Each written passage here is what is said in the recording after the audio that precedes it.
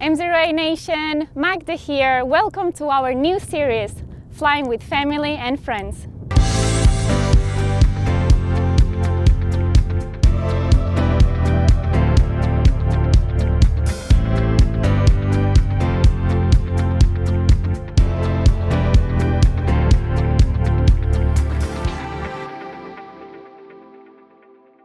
Hey MzeroA Nation, Jason Schappert here of MzeroA.com alongside the love of my life, Magda. Welcome into our new series, Flying with Family and Friends, which is really something, sweetie, that was placed on your heart. That's right, that's right. Well, first of all, thank you for this opportunity. I am so excited about this new series because it's something that I feel really related to. One thing I have never mentioned before, I believe, is that when Jason and I started flying together, I was really intimidated. Sure. I was scared to fly at certain places, above water or at the mountains and, with a little airplane. And I realized that my fear was because of my lack of knowledge. Yes. So I said, you know what can I do to start enjoying aviation, because he loves it, and when we go to places it's just amazing. What an experience. No doubt. So I realized that there are just a few things that I could learn to do on the ground and actually help me understand a little bit more of what's going on and make me feel safe as well. And that's what this series is all about here. How can we empower our co-pilots, our spouses, our best friends, our sons, our daughters, whoever that is that you fly with, and maybe they're not a pilot, maybe they have no dream of becoming a pilot, but what are some things they can do so we can go from a distraction to an asset in the cockpit? How can we even work with non-pilots to make some CRM and some magic kind of happen with that? So throughout this month, we're going to be sharing how Magda and I fly together, work together, and how her even helping with the most basic things really goes a long way in the cockpit. And this lesson really starts here on the ground. I'm going to kick it off to Magda, who's going to share with you really 3 things she does to start while I'm busy doing my pre-flight, and then we'll bring it back in and share some more great items. All right, co-pilot, so there are 3 simple things that Jason taught me to do on the ramp that actually I can be an asset and help him. So first of all, when Jason is doing his pre-flight and checking fuel and stuff, I just start working on the tie downs. So I normally start with the wing. So you will find typically 3 tie downs on the aircraft, 1 by each wing and 1 by the tail. So this is very easy. I just want to emphasize here that Jason taught me that for some reason, many people have the habit of just throwing the rope like this on the ramp.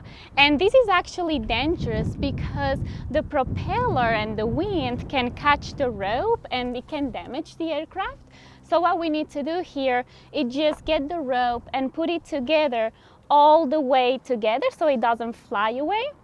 So that's it, super simple. Another thing I would like to share with you is about the chocks. So how I remember about chocks are blocks. So normally they put the chocks or the blocks by 1 or 2 or 3 wheels. It's very interesting how different pilots, different FBOs, they have different ways to chock the airplane. So in this case, we are here in Ocala and they chocked 23 Mike Zulu by the left wheel. So this is very interesting because sometimes I find 3 chocks, sometimes I find 1. So what I do here, I go around the airplane, make sure I spot all 3 or just 1, and I grab the chocks by the rope so I don't get my hands dirty, and I just put it on the side by the cones.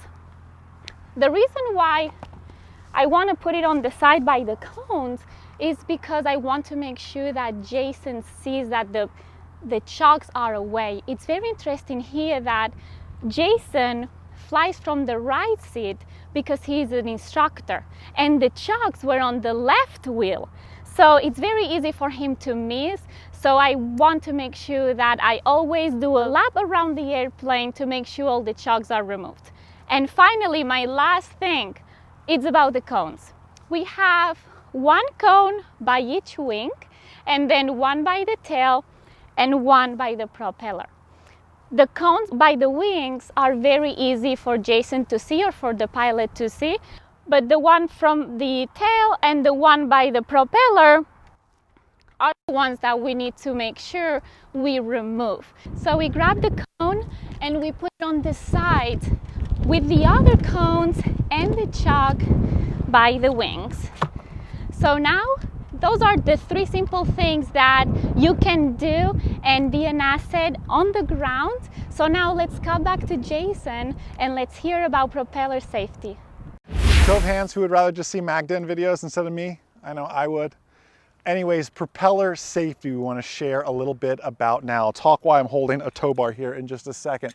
Rule of thumb, pilots, to teach your co-pilots and co-pilots who are watching this. Rule of thumb, let's just always say the propeller is always hot. And I don't mean hot to the touch. What do I mean? It could turn over at any second. Anything could happen. It could always just fire on. Just always assume propellers are dangerous, right? That's how we want to kind of treat this situation. So anytime, and it's okay to pull the airplane with the tow bar by the propeller, assuming you've confirmed that it's cold. And how do I know if it's cold? Well, short of looking inside and checking the ignition where the keys are, you know, one habit we have, and pilots and co-pilots, I hope you'll adopt this, is you'll notice the keys are always up on the dashboard for us. Everyone can always see and go, the keys are not in the ignition. Right now, there's still some mechanical things that could happen, very rare, that could cause this to fire over. So it's always just best to say, hey, it's always hot. That being said, when we're working with the tow bar, when I'm working with the tow bar, I don't want to come underneath what's called the propeller's arc. I mean, if it's spun, it would get me essentially. So what I want to do is I want to always come from the side when putting on the tow bar or taking off the tow bar. Now, I'm very particular too. I want it to be this side, not the other side that has the exhaust. We were talking about things being hot earlier. Literally, the exhaust could be hot.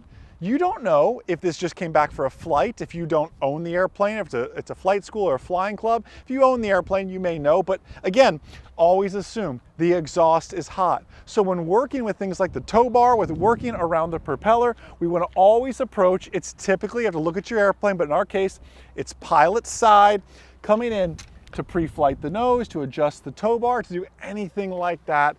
That's really the mainstays of propeller safety. Now, to wrap up this ground-based series, or not series, just this particular video clip, I want Magda to teach you a thing or two about how she loads the airplane. Because while I'm pre-flight, she's loading the airplane. And let me let you know a secret.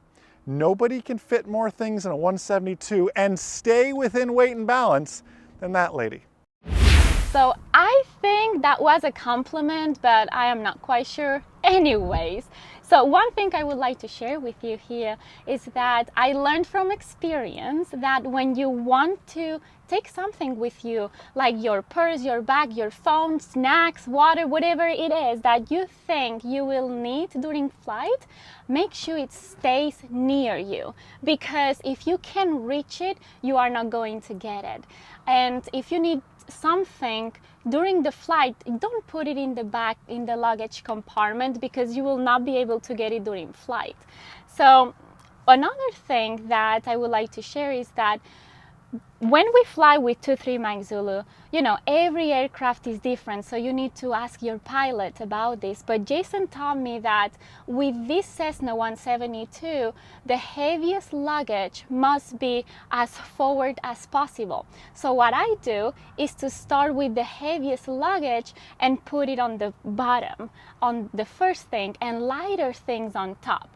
If I have any questions, I always go and ask Jason, and he helps me with the weight and balance.